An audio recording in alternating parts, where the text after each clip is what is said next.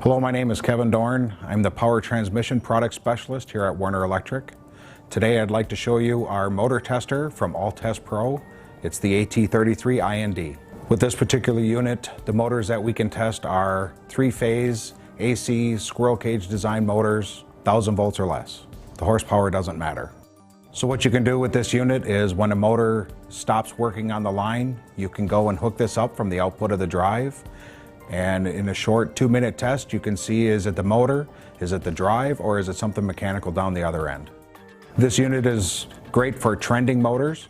You can start with a brand new motor that comes into your plant, you test it, save all the information.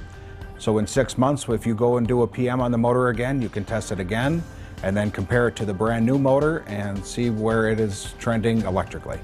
Most people use Meggers when they test a motor, which is a good go, no-go device, looking for ground faults.